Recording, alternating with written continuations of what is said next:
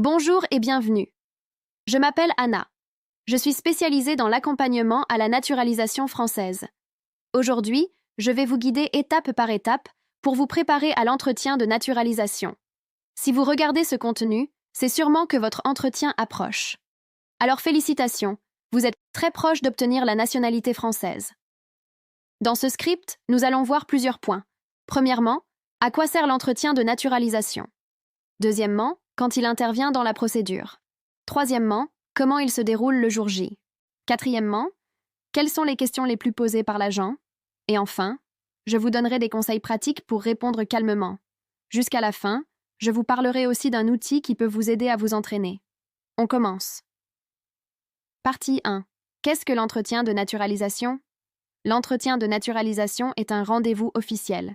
Il se déroule en préfecture ou au consulat si vous vivez à l'étranger. Vous allez rencontrer un agent de l'État.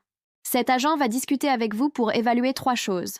Votre intégration en France, votre motivation à devenir français ou française, et vos connaissances de la France. Concrètement, l'agent va vérifier votre niveau de français. Est-ce que vous comprenez bien? Est-ce que vous parlez clairement? Il va aussi tester vos connaissances de base sur la France, l'histoire, les valeurs républicaines, les institutions et parfois l'actualité.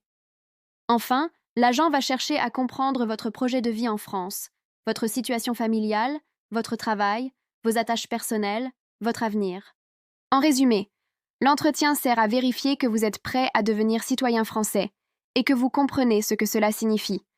Il ne s'agit pas d'un piège, il s'agit d'une vérification sérieuse. Partie 2. Quand se fait l'entretien dans la procédure? L'entretien n'arrive pas au tout début. Il se fait après le dépôt de votre dossier de naturalisation, soit en ligne, soit en préfecture selon votre département. Quand l'administration a étudié vos documents et estime que votre demande est recevable, vous recevez une convocation officielle. Cette convocation vous donne la date, l'heure et parfois la liste des documents à apporter. L'entretien est obligatoire. Attention, point important, si vous ne vous présentez pas le jour de la convocation, sans raison valable, votre demande peut être arrêtée. Après l'entretien, la préfecture rend un avis.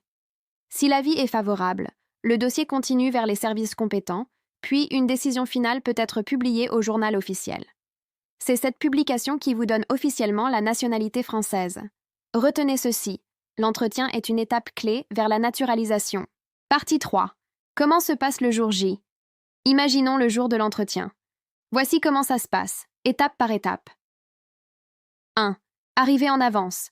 Idéalement 15 minutes avant l'heure indiquée. Cela vous permet d'être calme. 2. Vous êtes reçu par l'agent qui suit votre dossier. L'entretien commence tout de suite. La discussion dure en moyenne entre 15 et 30 minutes. 3. Première étape. L'agent vérifie votre dossier. L'agent peut vous demander les originaux, passeport, titre de séjour, justificatif de domicile, etc. Vous devez donc les avoir avec vous en version originale. 4.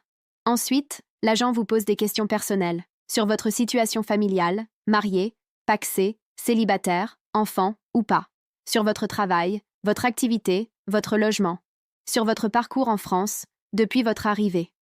Le but est de voir si vos réponses correspondent à ce que vous avez déjà déclaré dans votre dossier écrit. 5. Ensuite, on passe à des questions sur la France. On peut vous interroger sur l'histoire, les institutions, les symboles nationaux, les valeurs de la République, les droits et les devoirs du citoyen français. 6. Enfin, très important, vos motivations.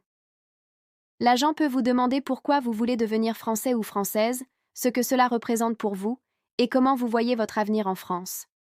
Parfois, l'agent peut aussi vous demander de parler rapidement d'un fait d'actualité pour vérifier que vous suivez la vie du pays. Au final, l'entretien est formel, oui, mais il reste humain. Si votre dossier est clair, et si vous êtes honnête, tout se passe bien. Partie 4. Exemple de questions fréquentes et idées de réponses. Maintenant, je vais vous lire des questions fréquentes, puis un exemple de réponse possible. Utilisez ces modèles pour vous entraîner à voix haute. Thème. Motivation. Question. Pourquoi souhaitez-vous devenir français ou française? Réponse possible. Je vis en France depuis plusieurs années. Je me sens intégrée ici. Je respecte les valeurs de la République. Je veux participer pleinement à la vie citoyenne, voter et contribuer à la société. Je veux aussi transmettre cette culture à mes enfants. Ce que l'agent vérifie: sincérité, respect des valeurs, implication sur le long terme. Question. Quelles sont, selon vous, les valeurs importantes de la France? Réponse possible. Pour moi, les valeurs essentielles sont la liberté, l'égalité et la fraternité. Il y a aussi la laïcité, c'est-à-dire la neutralité de l'État face aux religions. Je respecte ces principes dans ma vie quotidienne. Ici, on vérifie que vous comprenez les principes de la République française. Question. Envoyez-vous de l'argent à l'étranger? Réponse possible. Oui, j'aide ma famille de temps en temps. Mais ma vie est organisée en France. Mon travail, mon logement et mes projets sont en France.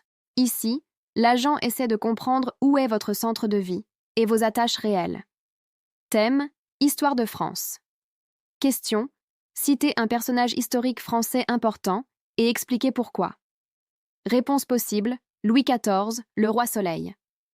Il a renforcé l'autorité royale et il a fait construire le château de Versailles, qui est devenu un symbole de la monarchie française. Question: qui est Jeanne d'Arc? Réponse possible. Jeanne d'Arc est une figure du XVe siècle. Elle a aidé la France pendant la guerre de 100 ans. Elle est devenue un symbole de courage et de défense du pays. Question. Que représente la Révolution française? Réponse possible. La Révolution française commence en 1789. Elle met fin à la monarchie absolue. Elle affirme des droits, comme l'égalité devant la loi et la souveraineté du peuple. L'objectif n'est pas de réciter tout un livre. L'objectif est de montrer que vous connaissez les grands repères historiques. Thème: institutions et vie politique. Question: citez un symbole de la République française et expliquez ce qu'il signifie. Réponse possible. Le drapeau bleu, blanc, rouge. C'est le drapeau national. Il vient de la période de la Révolution française. Il représente l'unité du pays. Vous pouvez aussi parler de la Marseillaise, de Marianne ou de la devise liberté, égalité, fraternité. Question. Expliquez rapidement comment fonctionne l'État en France. Réponse possible. La France est une république. Il y a un président de la République, un Premier ministre et un Parlement. Le Parlement a 2 chambres, l'Assemblée nationale et le Sénat. Ici, on vérifie que vous savez comment le pays est dirigé. Question. Qu'est-ce que la Ve République? Réponse possible. La Ve République est le système politique actuel. Elle existe depuis la fin des années 1950. Elle donne un rôle important au président et au gouvernement. Thème: géographie. Question: quel est le plus long fleuve de France métropolitaine? Réponse possible: la Loire. Question: quelle est la plus haute chaîne de montagnes en France? Réponse possible: les Alpes, avec le Mont Blanc.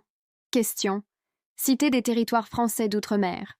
Réponse possible: la Guadeloupe, la Martinique, la Guyane, la Réunion, Mayotte. Question: où se trouve le Mont Saint-Michel? Réponse possible: en Normandie, près de la Bretagne.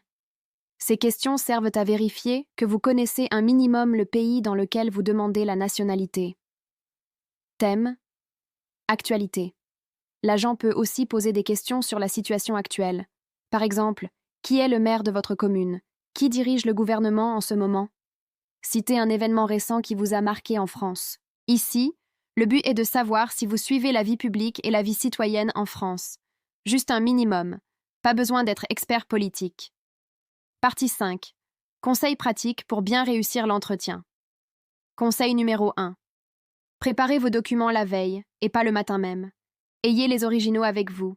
Passeport, titre de séjour, justificatif de domicile, etc. Un candidat organisé donne confiance à l'agent. Conseil numéro 2. Soignez votre présentation. Pas besoin de costume si ce n'est pas votre style, mais venez propre, sérieux, respectueux. Ce rendez-vous est important. Montrez-le. Conseil numéro 3. Arrivez en avance. Visez 15 minutes d'avance. Si vous arrivez dans le stress, vous allez commencer l'entretien dans le stress. Évitez ça. Conseil numéro 4. Soyez honnête. Ne créez pas une histoire inventée. Ne répétez pas un texte appris par cœur si ce n'est pas votre réalité. Les agents repèrent vite les incohérences. Restez vrai. Conseil numéro 5. Parlez calmement. Si vous ne comprenez pas une question, vous pouvez dire « Pardon, pouvez-vous répéter s'il vous plaît ?» Ce n'est pas un problème. Ce n'est pas un examen d'école. C'est un échange officiel. Si vous appliquez ces conseils, vous entrez déjà dans l'entretien avec une base solide. Partie 6. Comment vous entraîner avant le vrai jour? Dans la description de cette vidéo, vous allez trouver un lien vers notre guide complet de naturalisation. Préparez-vous sérieusement et donnez-vous toutes les chances d'obtenir la nationalité française. Merci pour votre écoute, bon courage pour votre entretien et à très bientôt.